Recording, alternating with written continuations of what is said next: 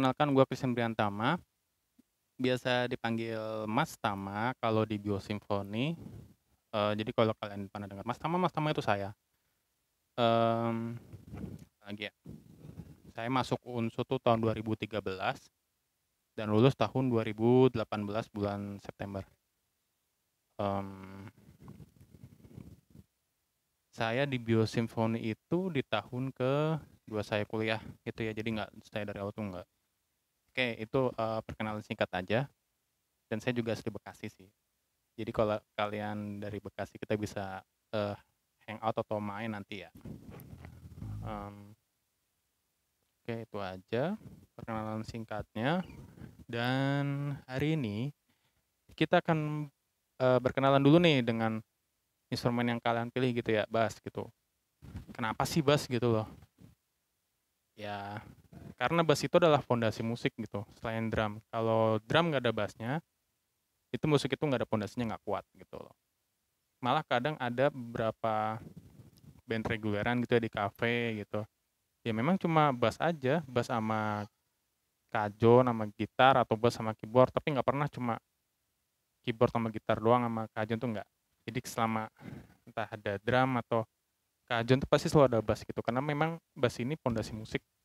Jadi kalau kalian memilih bass itu sebenarnya tanggung jawabnya besar, membawa pondasi dalam kegiatan bermusik gitu ya.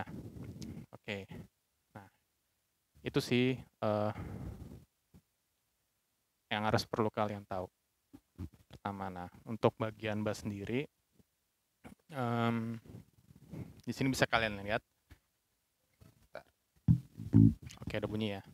Di sini ada, kalau kalian pertama lihat pasti ada senarnya. Nah, untuk di gitar sama bass itu sebenarnya sama. Cuma bedanya kan ini 4 senar. Jadi kita nyebutnya bukan paling atas nih, bukan senar satu, bukan. Tapi terbalik ya dari bawah.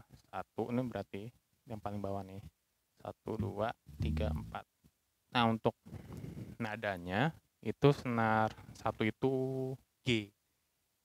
G. Guava, jambula ya, G. G.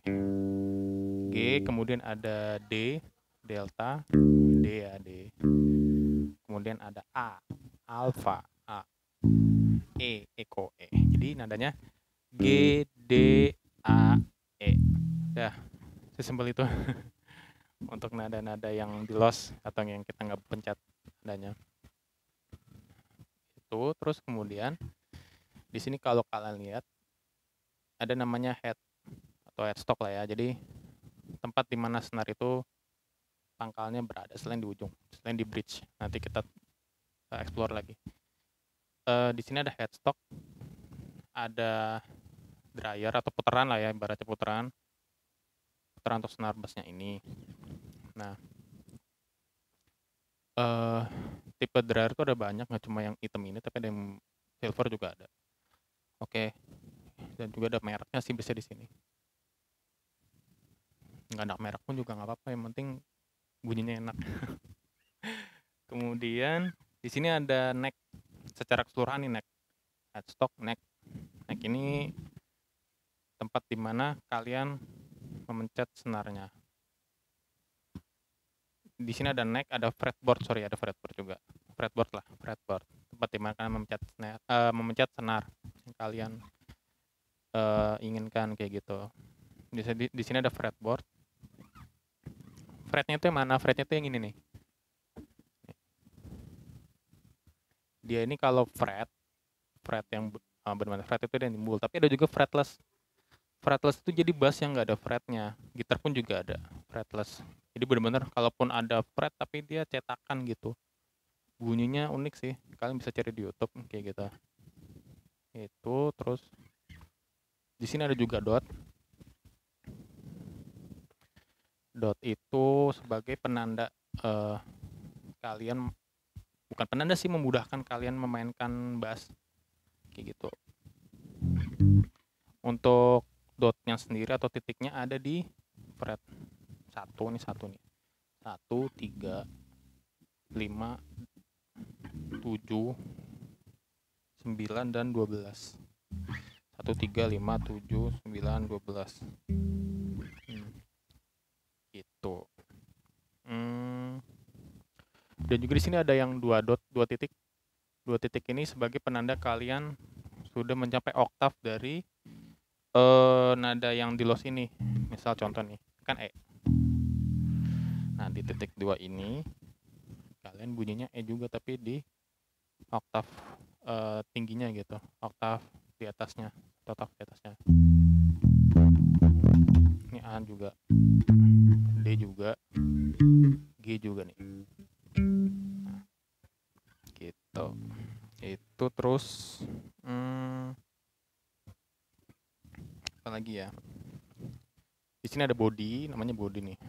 Body bass, badan bassnya nih. Kemudian ini ada pick up. Biasanya pick up tuh ada dua. Sebutannya nih pick up. Jadi penyebutan pick upnya berdasarkan lokasinya. Nih misal contoh nih pick up yang ini. Ini namanya pick up bridge karena dekat bridge. Bridge ini tempat dimana pangkal senar biasanya kalian pasang juga di sini. Nah, ini ada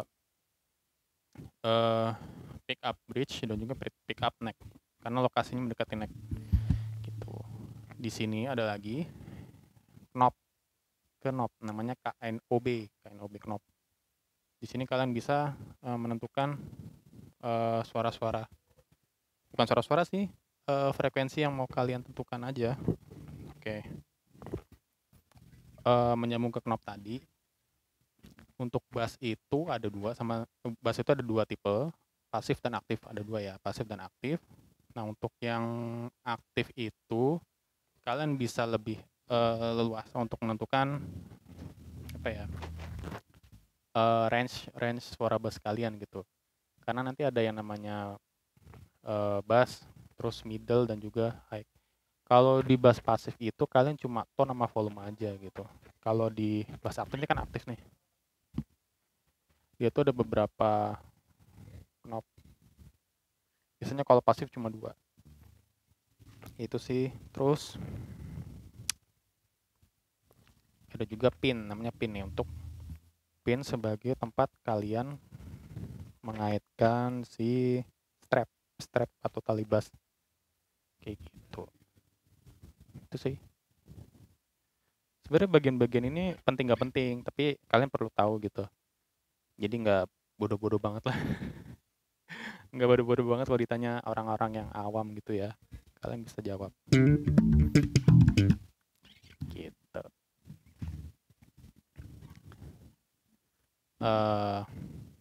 Itu aja sih untuk bagian-bagian bass. Nanti kita ada sesi tanya jawab juga dan juga mungkin pertanyaan-pertanyaan ya, nggak tentang bagian-bagian bass aja sih, nanti kita asik-asikan aja, pokoknya diskusi yang asik gitu.